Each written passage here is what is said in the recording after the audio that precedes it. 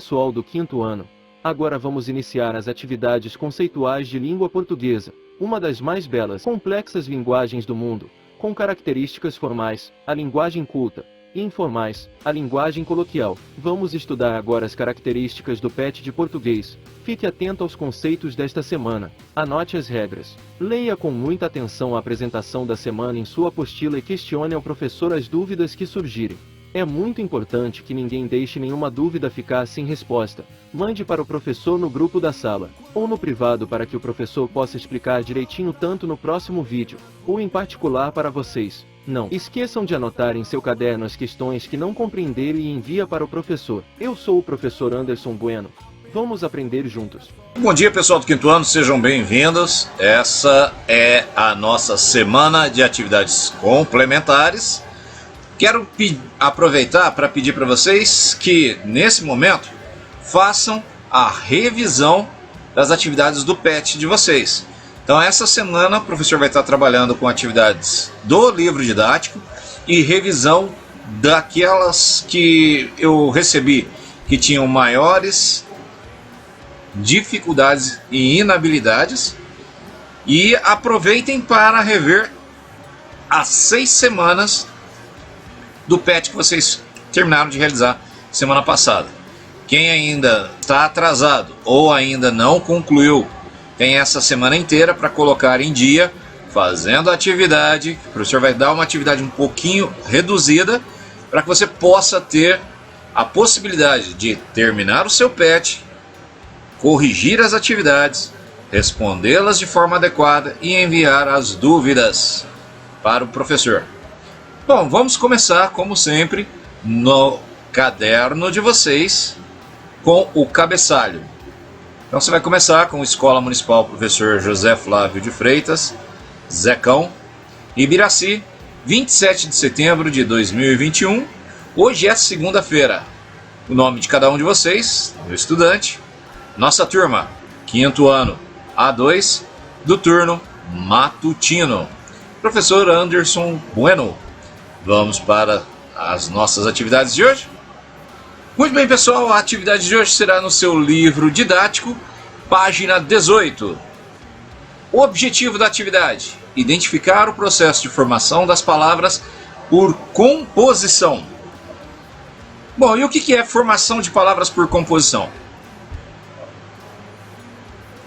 O processo de formação de palavras por composição, ele pode acontecer por 2 diferentes modos na nossa língua portuguesa.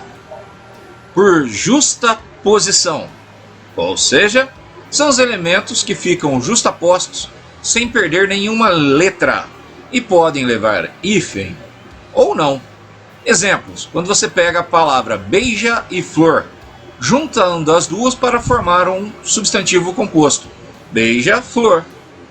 Boa fé, passa tempo. Ou seja, justaposição é quando você pega 2 palavras e nenhuma delas perde ou ganha nenhuma letra, e assim formando uma nova característica, um novo nome, um novo substantivo. Certo? A outra maneira é por aglutinação. O que é aglutinação? É em que um ou mais elementos perdem alguma letra. Exemplo, a palavra embora. Em mais boa mais hora. Embora. Pernalta. Perna mais alta. Ou como a gente fala, centavos. Aglutinando, centavos. Então essas 2 maneiras que nós vamos utilizar e nós vamos pensar nos exercícios de hoje de formação de palavras. Composição por justaposição ou aglutinação. Vamos ao trabalho? Para falar e escrever melhor. Gramática, formação de palavras por composição. Vamos ler o texto que está aí no comecinho da página 18 do seu livro didático. O Tangram é um excelente quebra-cabeça. Sua origem é muito antiga. Segundo a lenda, um imperador chinês quebrou um espelho e, ao tentar remontá-lo, percebeu que as peças permitiam várias figuras.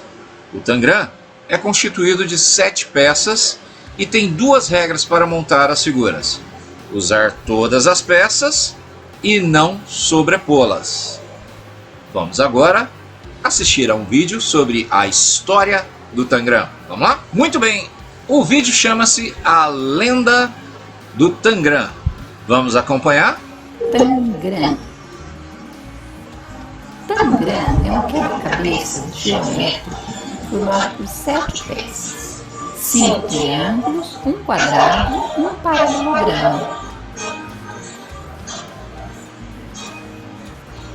A lenda do Tangram. Há muitos séculos na China havia um imperador que era muito temido pelos seus empregados. Ele não perdoava erros. Quem errasse era expulso do reino junto com a família. Ou pior ainda, poderia ser condenado à morte. Ling era o favorito do imperador. Ele vivia com sua esposa e filhos próximo ao palácio. Um dia, o imperador chamou Ling e ordenou: "Quero que leve esse azulejo de presente ao meu amigo Yan. A tinta ainda está fresca, então tenha todo cuidado para não estragar a peça." Ling olhou para a peça, que era realmente muito bonita, e saiu para cumprir a missão. Era um quadrado de cerâmica muito colorido. Ele esticou os braços para não tocar na pintura. E seguiu. Era uma caminhada longa por locais cheios de pedras. Ling seguia firme. Algumas horas depois, seus braços doíam muito e o azulejo parecia pesar 1 tonelada. Quando já estava a poucos metros da casa do nobre Yan, Ling tropeçou. O azulejo saiu voando e atingiu uma pedra, se partindo em 7 pedaços. Ling entrou em desespero. Ele sabia que o imperador não iria perdoá-lo. Começou a recolher os cacos enquanto chorava desesperado. Ele pensava no triste destino de sua família. De repente, teve um pensamento: e se ele juntasse as peças?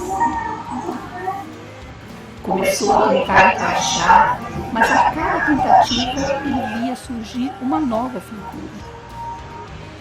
Com uma ideia na cabeça, ele seguiu até a casa do nobre.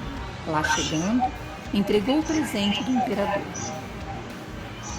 O homem olhou aquilo e, ofendido, lhe perguntou: "O que significa isso?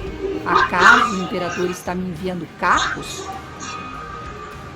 Ling logo explicou se tratar de um quebra-cabeças, um jogo. O homem quis saber como se jogava. Ling disse que com aquelas peças se podia montar o mundo. Demonstrou fazendo um gato, um pássaro, uma casa, um peixe. O homem ficou encantado. Adorou o presente e encomendou outros tantos para dar aos amigos. Assim, o Tangram nasceu sem ser planejado e tornou-se popular em todo o mundo. Estima-se que se possa montá-lo de mais de 5.000 maneiras diferentes sem sobrepor as peças. Vamos conhecer algumas?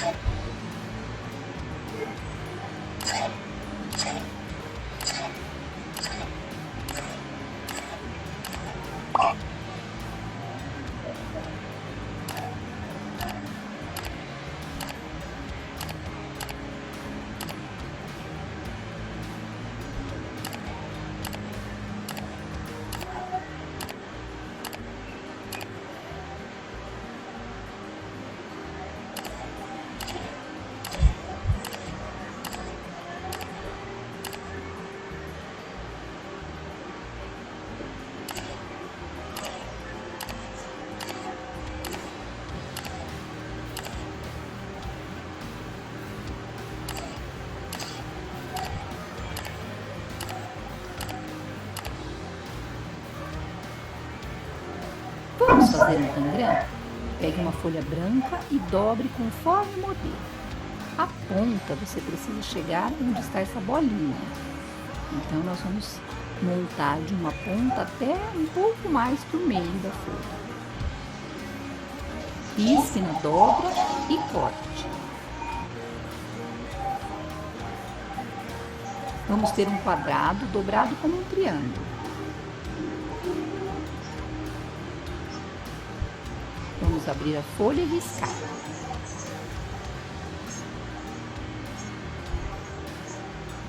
Agora vamos dobrar uma ponta até o meio.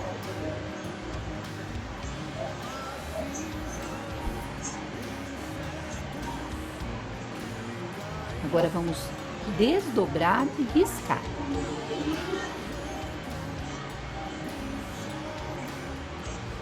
Agora vamos dobrar o outro lado. Vamos pegar uma ponta até a outra ponta. Vamos marcar só até aqui. O triângulo da ponta não deve ser marcado, porque ele já é um triângulo. Vamos riscar. Vamos abrir novamente e vamos dobrar esta ponta.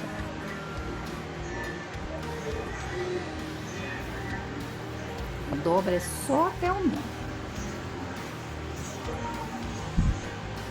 Desdobre e terá formado um quadrado. Isso. Esse quadrado parece um retângulo, mas a ideia é ser um quadrado. Vamos para a última dobra. Nós vamos dobrar a lateral. Dobre este lado até o meio. Desdobre e risque. Agora nós formamos um paralelogramo. Nosso tangram está pronto. Agora é só colorir. Então nós temos dois triângulos grandes. Temos na outra lateral um triângulo médio, dois triângulos pequenos, um quadrado, que aqui no caso parece um retângulo, e um paralelogramo. Por hoje é só. Obrigada por assistir. É isso aí, pessoal. Como toda lenda, cada um tem uma versão diferente para a lenda do Tangram. E você, já tinha visto algumas dessas lendas? Vamos voltar para o nosso livro, então?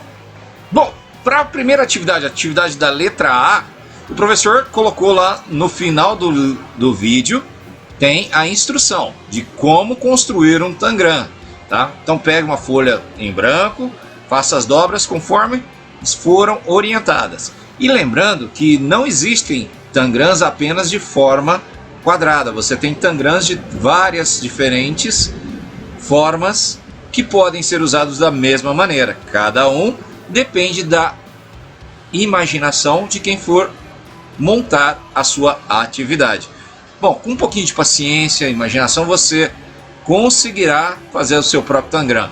Então manda foto para o professor, vamos ver como é que ficou o seu Tangram. Segue o passo a passo conforme está no vídeo que o professor indicou, tá certo? Dúvidas, pode voltar à aula ou então no link que está na descrição da nossa aula.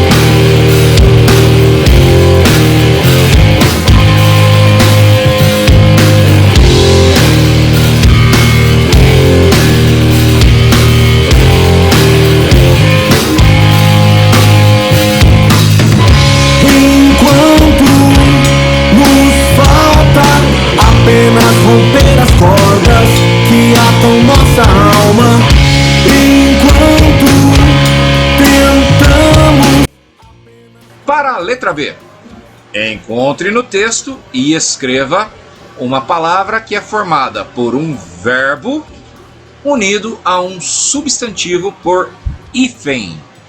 E aí, você se lembra o que é verbo? Lembra o que é substantivo? Procure no dicionário outras palavras formadas com esse mesmo verbo e escreva-as aqui. Então você vai olhar o mesmo verbo dessa palavra, você vai continuar e escrever outras palavras aqui. Professor, eu não tenho dicionário. Olha que o professor já instruiu como faz para instalar um dicionário no seu próprio celular, tá? Então isso não é desculpa. Professor, eu não tenho dicionário e não tenho espaço no meu celular para instalar mais nenhum aplicativo. Tá bom, então você vai procurar o dicionário do Google, tá? Vai digitar lá no Google dicionário e aí você vai utilizar esse dicionário do Google, certo? Então agora não tem desculpa. Usa a ferramenta eletrônica que estiver à sua disposição. Não dá para instalar? Para você usar ela offline? Ou seja, para você usar ela quando não tiver o acesso à internet? Então usa no navegador enquanto você está com o acesso à internet. Professor, eu não tenho internet, eu não vou... Poxa, gente, chega! Calma aí, cocada. A gente também precisa se dedicar um pouquinho para fazer as atividades. Não pode ser esperar que tudo seja resolvido pelos outros. Nós também podemos dar uma desdobradinha e procurar, né? Buscar. Tem o dicionário físico, tem o dicionário no celular e tem o dicionário que você pode procurar na própria internet, tá? Então, falta também um pouquinho de vontade para fazer essa atividade, não? Então vamos lá, sem desculpas, trabalhando. Letra D. Escreva frases com duas das palavras que você encontrou no dicionário. Então olha só, para conseguir realizar adequadamente a letra D, você vai precisar fazer a pesquisa da letra C. Encontrando duas palavras, faça a sua frase aqui. São frases com duas palavras que você vai encontrar, beleza? Mas como eu conheço muito bem, vai falar, professor, eu não lembro o que é substantivo, tem muito... E não dá tempo de eu pesquisar nos vídeos lá, né? Tempo dá, falta um pouquinho de vontade, mas vamos lá. Para não ter essa desculpa, o professor separou aqui de novo os conceitos para a gente dar uma relembrada. Vamos relembrar? O que são substantivos? São aquelas palavras que dão nomes aos seres, lugares, qualidades, sentimentos, noções, entre outros. Podem ser flexionados em gênero, ou seja, masculino e feminino, em número, ou seja, singular e plural, e grau, grau diminutivo, normal e aumentativo, certo? Exerce sempre função de núcleo das funções sintáticas onde estão inseridos, ou seja, se está no sujeito, ele é o núcleo do sujeito, objeto direto, objeto indireto, agente da passiva, sempre o substantivo vai ser o núcleo. Os substantivos podem se dividir em diversas formas diferentes. Nós vamos usar para a atividade de hoje apenas duas. O substantivo simples, por exemplo, casa, amor, roupa, livro, felicidade. E os substantivos compostos, que são aqueles compostos por mais do que apenas uma palavra. Por exemplo, passa-tempo, arco-íris, beija-flor, segunda-feira, mal me quer, certo? Então, substantivo são aquelas palavras que dão nomes. Outra regrinha importante que a gente já trabalhou, que vamos usar hoje, são as regras dos adjetivos. O que são os adjetivos? Palavras que caracterizam um substantivo, conferindo-lhe uma qualidade, característica, aspecto ou estado. Podem ser flexionados em gênero, masculino e feminino, número, singular e plural, e também grau, normal, comparativo e superlativo. Um exemplo que eu posso dar aqui para vocês são vermelha, linda, zangada, branco, sempre quando estão caracterizando um substantivo. Por exemplo, qual é a cor do cavalo branco de Napoleão? A cor é branca. Branco é o adjetivo do cavalo, tá certo? Como o substantivo é o cavalo, masculino, O adjetivo também fica no masculino. O cavalo branco. E a cor? A cor está no feminino. Então, a cor branca. Entenderam como funciona a adjetivação? Muito bem. Próxima regra. Problema da matemática é sempre o português, né? E no português nós também temos uma palavra muito usada em matemática, que são as palavras chamadas numeral. Ah, numeral não são números? Calma aí. Não. Numeral são palavras que indicam quantidades de pessoas ou coisas, bem como sua ordenação de elementos dentro de uma série. Alguns numerais podem ser flexionados em gênero masculino e feminino, e em número singular e plural. Outros são invariáveis, outros não mudam. Os numerais também, dentro da língua portuguesa, dentro da linguagem, eles têm diferentes tipos de organizações. Nós vamos usar, para a atividade de hoje, os cardinais: 1, 7, 28, 120, 129, 190, 1000. E os numerais ordinais: primeiro, 22º, 90º, milésimos. Os numerais cardinais indicam o número em si, a quantidade. E os numerais ordinais indicam a posição, certo?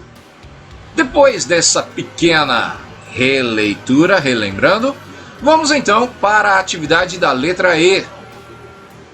Complete a frase a seguir com uma das opções do quadro. O que é verbo, que é adjetivo, substantivo composto ou substantivo simples? Na palavra quebra-cabeça, o verbo e o substantivo se uniram e formaram um. Será que formaram um verbo? Será que formaram um adjetivo? Será que formaram um substantivo composto?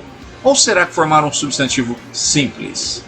Observa na palavra quebra-cabeça qual das opções do retângulo que elas formaram. Ok, pessoal, observa aqui na atividade número 2, você vai escrever 4 substantivos compostos unidos por hífen com as palavras do quadro: feira, flor, guarda, perfeito, couve, chuva, amor e cesta. Observa que tem uma ordem. Na letra A você vai usar substantivo mais substantivo. Observa na regrinha o que é um substantivo. Na letra B você vai usar numeral mais substantivo. Na letra C você vai usar substantivo mais adjetivo. E na letra D você vai usar verbo mais substantivo. Qual das palavras acima que atende ao que foi pedido em cada uma das atividades? Na A, B, C e D. Lembra que a regrinha de cada uma delas o professor passou. E o desafio do professor para vocês é o seguinte: pesquise no seu material, pesquise no seu caderno qual é a regrinha para verbo que o professor passou lá no PET número 2 desse ano. Pedi para anotar no caderno, então vamos lá. Quero ver se vocês lembram qual é a regra para verbos que nós utilizamos, tá? Dúvida? Confere lá naquela aula com o professor Noslen, que o professor deixou para vocês lá no comecinho do ano. Vamos para a próxima? Formação de uma nova palavra pela união de outras palavras da nossa língua é chamada de composição. Então, sempre quando nós estamos fazendo essa atividade, que geramos novas palavras pela união de outras, nós estamos fazendo composição de palavras. Você tem aqui no seu livro 3 desenhos, 3 ilustrações, onde você vai formar os nomes dessas ilustrações, seguindo a regrinha da ortografia. Então, abaixo, de cada quadro, você vai escrever os nomes utilizando as palavrinhas do quadro aqui abaixo. Bom, olha a primeira. Que ave é essa? Qual é o nome dessa ave? Dica: é um substantivo mais um adjetivo. O adjetivo é para dar qualidade. Olha, qual qualidade que você acha mais destacante nessa ave? Será que ela é dourada? Será que ela é leão? Será que ela é cachorro? Será que ela é mico? Será que ela é azul? Será que ela é quente? Ou será que ela é arara? Quais destas palavras se unem para formar o nome da imagem da letra A, da ave? Na letra B nós temos uma alimentação que não é no meu caso, eu não gosto desse tipo de coisa, tá? Pão com salsicha? Não é pão com salsicha. Na nossa linguagem nós temos um nome para ele, em língua portuguesa, hein? Em inglês chamamos ele de hot dog. Eu acho que esse aí é mais dos Estados Unidos mesmo, porque é só pão, salsicha e mostarda. É hot dog. Mas no Brasil ele recebeu outro nome. Qual será as palavras que se unem para dar o nome da letra B, dessa alimentação da letra B? Dica: é um substantivo mais um adjetivo. Será que é dourado? Será que é leão? Será que é cachorro? Será que é mico? Será que é azul? Será que é quente? Ou será que é arara? Unindo quais substantivos e adjetivos formam-se o nome correto em português do alimento que está presente na letra B. Bom, para a letra C nós temos um primata, né? E o nome desse primata é composto por substantivo mais adjetivo. E aí, qual será o nome deste primata que compõe a letra C do nosso livro didático? Será que é dourado? Será que é leão? Será que é cachorro? Será que é mico? Será que é azul? Será que é quente? Ou será que é arara? Observa bem as dicas e responda a atividade 3 de hoje. A atividade da número 4, você vai escrever dois substantivos compostos usando os adjetivos indicados. E quais são eles? Letra A, um substantivo, você vai escolher, mais o adjetivo duro. E vai criar um substantivo composto. E aí, você conhece algum que fala assim, não sei o que, duro? Que seja um substantivo composto presente na nossa língua portuguesa? Na letra B, você vai usar o substantivo mais o adjetivo doce. Procura aí, que será doce? Qual substantivo que eu posso colocar aí para formar um substantivo? Nome de alguma coisa. Pense direitinho e vamos ao trabalho. Muito bem, pessoal, então vamos com isso concluir a atividade do dia de hoje. Não se esqueça, revise as atividades do PET semana 1 de língua portuguesa para você observar se está tudo ok lá. E a atividade de hoje, página 18 e 19 do livro didático. Não esqueça, assista o vídeo e lembre o conceito e mande para o professor qual é a conceituação para verbo que o professor pediu para vocês, hein? Não se esqueça de responder sua chamada no grupo da sala do WhatsApp e até a próxima aula.